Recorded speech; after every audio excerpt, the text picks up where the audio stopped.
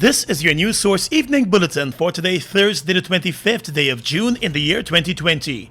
I'm Gordon Mosley. Here is what we're tracking tonight. The APNU AFC and the United Republican Party have joined the election declaration case that has been taken before the Caribbean Court of Justice as respondents. The two were not part of the initial case heard by the Guyana Court of Appeal. The Caribbean Court of Justice this afternoon set a rigid timetable for the hearing of the matter next Wednesday. The People's Progressive Party Civic is seeking an appeal of the Guyana Court of Appeal's decision that the words "more votes than" as stated in the Guyana Constitution means more valid votes. During a case management conference this afternoon, the attorneys for the applicants and the respondents in the matter were told by Justice Adrian Saunders that they will all have to limit their written submissions to 10 pages. We are on a tight time frame because naturally everybody would like to have this matter over with as soon as practicable. We would like the written submissions to be in, all the written submissions to be in by Monday at 4 p.m. And we do not want submissions that go on and on and on that are repetitious or delve into matters which are not particularly relevant. We think that your submissions could be succinctly captured in no more than 10 pages, each page with a spacing of at least 1.5. The applicant's submissions should be filed by Saturday morning, while the respondents will have to file their submissions by Sunday afternoon. The applicant's response will have to be completed and filed by Tuesday morning before the Wednesday morning hearing. It was made clear by the judges of the CCJ this afternoon that they have not yet decided on whether the court has jurisdiction on the matter. One judge said he wanted that to be made very clear. I would like to express the very firm conviction that all counsel will convey to all persons who may listen to them that this court has not decided it has jurisdiction. Thank you. Yes, that is something which we will only decide after we've heard all the submissions and made our decision on that matter. So that the fact that we've had this case management conference, or that we are making orders to receive submissions, is not to be taken as if we have already decided the issue of jurisdiction. It is an issue which we have to decide. In order to decide it, we have to put in place certain management processes and receive your submissions, and that is all that is being done up to this point.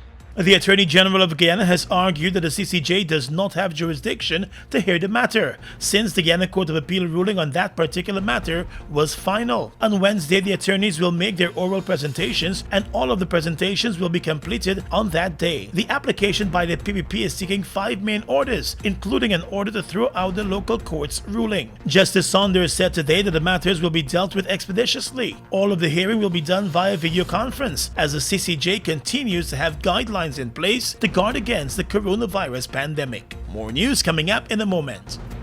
Hello, boys and girls. As you prepare to write your exams, there are a few things you will have to do each day so that you and those around you can be safe and healthy. Please remember, on the day of your exam, you must wear a mask correctly, covering your mouth and nose before entering the school compound. Wash your hands with soap and water at the entrance of the school at the sink provided for 20 seconds. Paying attention to the palm and back of your hands, between your fingers and their tips. Dry your hands with a clean tissue and dispose in the closed bin nearby. Boys and girls, your temperature will be tested by an official. Then you will go to the designated waiting area with the floor signs and markings clearly visible, standing or sitting 2 meters or 6 feet apart at all times. It is now time to start your exam. The invigilator will direct you to the examination room. All the best. Boys and girls, playing and gathering are not allowed. Parents, the Ministry of Education thanks you for the support you have given the children during during the time at home. However, in the interest of everyone's well-being, you will not be allowed to enter the school compound. Parents and guardians, we are counting on your support in picking up the children promptly after their exam. Remember, the Ministry of Education will provide transport for children who are living far away that require that assistance. Please be reminded that vending outside the school's compound is prohibited. Only authorized canteen vendors with a copy of their food handler certificate and wearing a mask, food gloves, apron, hairnet, and a hat will be allowed. Always remember to wear your mask correctly, wash your hands, and stay safe. And let's win the fight against COVID-19. A message from the Ministry of Education. We all want to stay in touch, right? Now, even more than ever before. So to keep your connection strong, GTT is going 2 for 2. Combine GTT mobile and home internet services and we'll give you 2 gigs of free mobile data each month. With 2 GTT services, you're fully connected at home and on the go. Visit us online at gtt.co.gy/2for2 to learn more and start doing more with 2 for 2 from GTT. Stay safe, stay strong, Guyana. We're in this together.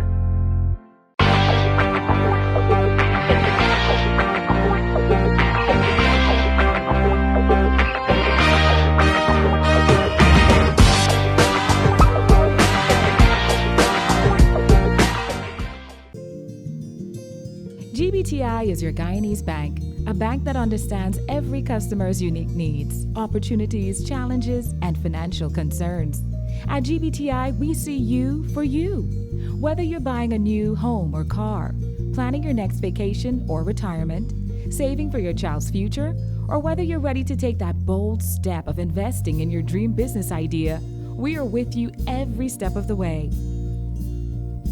We hear your stories and watch you focus on your dreams as we share your aspirations.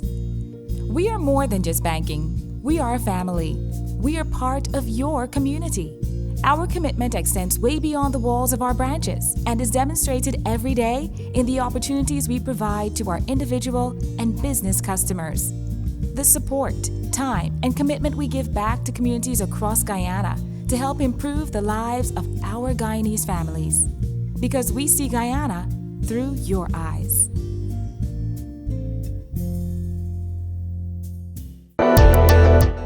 The following is an important message from the Ministry of Public Health. You can prevent the spread of the COVID-19 virus.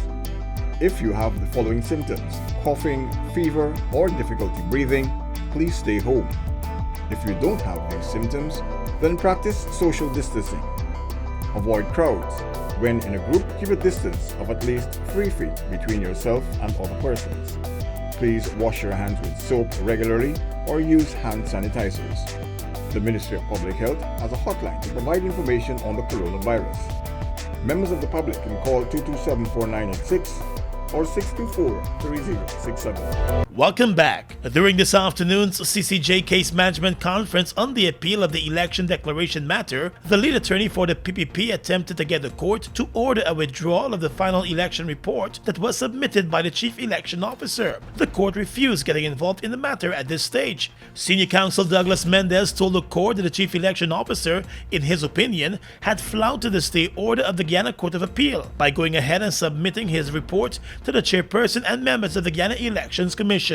Maybe because the Attorney General is taking it upon himself to speak on his behalf, the Attorney General can tell him that what he ought to do, which is the proper thing that he ought to do at this stage in order to maintain the status quo as the Court of Appeal intended, that he should withdraw his report. And after this court makes his decision next week, well, then everyone can decide what it is appropriate to do next.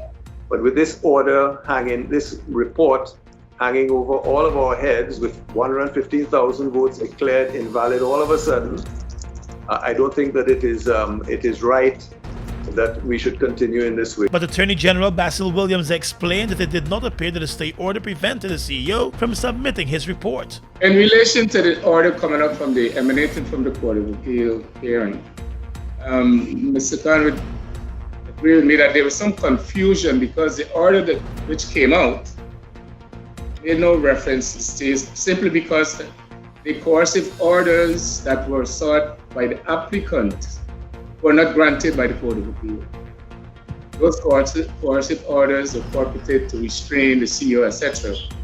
And so I suspect that before your order came out, the CEO had no impediment there. So that's why he felt that he could have acted, and they have done nothing since. When Attorney Mendez attempted to continue on with the matter, Justice Winston Anderson interjected and said if he had concerns about the actions of the chief election officer, he should have raised those concerns at the Guyana Court of Appeal level. I'm not sure just how far we can profitably go interrogating the order made by the Court of Appeal. I assume that no approach has been made to the Court of Appeal by the applicants in relation to what the Chief Elections Officer did or did not do. My interest is just to clarify that whatever the Chief Elections Officer did or did not do took place before the order of this court. Excellent. That's exactly what happened. And in that event, then, President, I would respectfully suggest that I'm not sure we need to detain ourselves too long on this point. The fact of the matter is that the order of this court has been respected, as I understand it, and continues to be respected. We are not quite clear what happened in the Court of Appeal. And if parties wish to indicate that there has been a contravention of the order by the Court of Appeal, perhaps this is not the appropriate forum for that. CCJ President Justice Adrian Saunders agreed and said the court cannot undo what was done by the chief election officer. What I would say in relation to this matter, we cannot undo what was done by the chief elections officer. If council wish to include in their submissions whether what was done was lawfully done, or whether there is to be no consequence, or whether there's a consequence to what was done, then you're free to do so. But we certainly did not intend, as Justice Anderson indicated, in these proceedings to embark upon the substantive issues. One day after the Guyana Court of Appeal decision in the matter, the chief election officer submitted his final report on the elections showing the valid votes that were cast. In the report, and based on those valid votes, he determined that the APNU-AFC had won the elections. Moses Nagamutu has described recent statements by the Western diplomats as obscene, indicating that he believes those statements surpassed interference. I think that the interference so far has been obscene, and it has done damage to the image of these Western countries that want to boast to the world that they believe in democracy. It is a lot of hypocrisy, as far as I'm concerned, to be able to interfere so flagrantly into our electoral process. And I think that it is not too late for them to back off. We have seen also the influences via the Organization of American States pervading even among our CARICOM partners. And this is a tragedy that we have allowed this mistaken view of the Guyana situation to pervert the minds of policymakers to such an extent that they'd like to see that a travesty is committed in this country, and that the voice of the people and the will of the people do not count. On Wednesday, the diplomatic representatives of the US, the United Kingdom, Canada, and the EU issued a two-page statement calling on the Guyana Elections Commission to declare the results of the elections using the recount numbers, although the matter is currently before the courts, and one ruling had already been made about the use of valid votes. During an online interview last evening, the Prime Minister said the diplomats and others must realize that the matters before the courts are being acted upon. Our country matters. Guyana matters. And therefore, when we make appeals to the international community to back off, it is because we want the international community to respect the will of our people, to respect the sovereignty of our people. They are the sovereign, and they govern the affairs of our country. We have laws and we have institutions. All the laws so far and the institutions that were pronounced about the elections in our country have given clear direction. The direction is that valid votes must be used in the calculation of the results. And those valid votes have been calculated. Those valid votes have been submitted to the chairman of the Elections Commission. And I believe that based on the law and based on the mandate of our institution, that the results should be declared on the basis of those valid votes. A number of other international organizations have been chiming in on the current political situation in Guyana.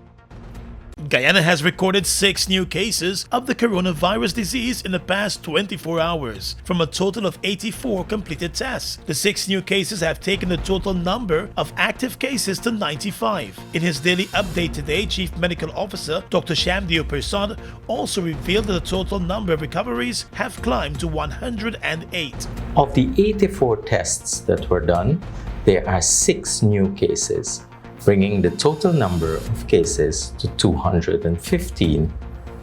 The number of COVID-19 deaths remain at 12. 108 persons have recovered. We have 95 active cases in institutional isolation, 16 in institutional quarantine, and 1 patient in the COVID-19 ICU. The total number of tests done is 2,355, with 2,140 persons being negative. And with schools to remain closed until September, Dr. Pasal encouraged parents and guardians to continue to be on the lookout for their children and to ensure that they are safeguarded against the spread of the coronavirus. The upcoming holidays will be challenging as you try to keep them engaged, but more importantly, safe. We therefore ask you to start thinking ahead of innovative activities that are just as fun, which can be conducted within the confines of your residences. Keeping your children safe is a priority, and we hope that you remain committed to this task. We also wish to remind you that our child health clinics and antenatal clinics continue to function as our children's vaccine and growth monitoring is an ongoing process. Earlier this month, Guyana reopened schools for students preparing for the national examinations. Several guidelines and initiatives were put in place by the Education Ministry to safeguard the students and their teachers. The national grade 6 examinations will take place next Wednesday and Thursday, with the CXC exam set to begin on the 13th of July. Well, this didn't take long. One day after the Ministry of Public Health released the names of more than 40 persons who recently returned on repatriation flights but could not be contacted through their information, the majority of the persons have contacted the ministry. The Deputy Chief Medical Officer, Dr. Karen Gordon Boyle, said it appeared as though the publishing of the names worked, since there is only one person still to reach out to the ministry. She said she hopes that the situation serves as a deterrent to others who will be repatriated soon and may have been thinking of providing incorrect information to the authorities. Dr. Boyle explained that it is important for the returning nationals to provide accurate information so that they could be contacted and monitored during their 7-day stay-at-home quarantine. And our responsibility as Ministry of Public Health is to try and keep our population as safe as possible and to reduce risk for transmission. So one of the obvious sources of infection is importation of cases from overseas, and you know what's happening in the US of A when it comes to the COVID-19 cases. So of course our efforts are, okay, anyone who wants to come back, have a PCR test done within a week of travel, and this is the only test that we're accepting. We're not accepting the rapid test because they have a lot of false positives and false negatives. So these persons are all required to have a negative test, and then when they come, they still are required to have 7 days quarantine. Over the past 2 weeks, more than 450 persons returned from the US, Barbados, and Trinidad and Tobago. Health authorities found it difficult to make contact with some of them as they never answered the phone numbers they provided, while others provided incorrect information, and at least 10 of them were found to have left their homes before the 7 days of quarantine was completed. There are 2 flights coming in from the US with repatriated nationals next week. Well, the Guyana Revenue Authority has announced that it has extended those COVID-19 tax relief initiatives that should have been expiring at the end of this month. In a statement, the GRA said the decision came after a careful assessment by the government of the impact that the pandemic has had on the economy. The deadline for the filing of tax returns has been further extended to the end of September. All affected businesses, however, will now be allowed to pay advance taxes on the current year basis for the year assessment 2021, but all other taxes are due and payable in accordance with the law. According to the GRA, the interest and penalties, though applicable for late filing and payment, may be waived by the Commissioner General for just cause. The removal of VAT on water, electricity, and domestic air travel has also been extended to the end of September, along with a waiver of VAT duties and excise taxes on all medical supplies associated with the testing, prevention, and treatment of COVID-19. The granting of tax deductions for all donations made by local businesses to the Ministry of Public Health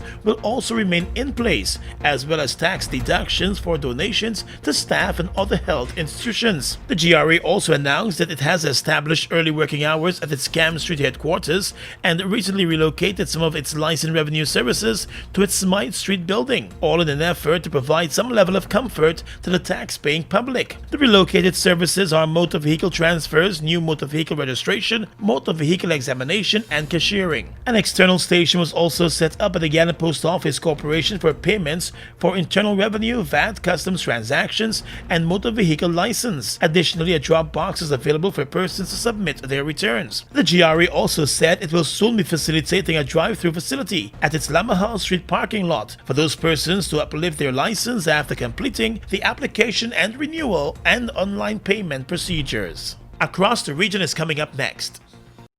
They've made a positive impact on the heavy-duty transportation industry in Guyana since they've arrived. Guyanese are amazed at their power, durability, efficiency, and superior handling capabilities. These are brand new trucks, manufactured in partnership with German, Italian, and French companies. They have a powerful reputation for operating under very adverse Guyanese conditions and come with full after-sales service and spare parts. They're the most sought-after trucks today, with over 500 units in Guyana, and they're available in over 100 countries, including South America and the Caribbean. Be smart. Buy brand new ST Howo trucks today. Call 608-4998 and arrange for an inspection at ST Truck Guyana Incorporated, Block B, Public Road, Covenant, East Bank, Demerara. We are legions of men standing strong, but never too proud to stoop and help someone. We must send a clear signal to all. Do right. Walk in upright ways, knowing that's what being a man is all about. And ever aware that things will only get worse when good men do nothing. Stand strong. Be the one to live right.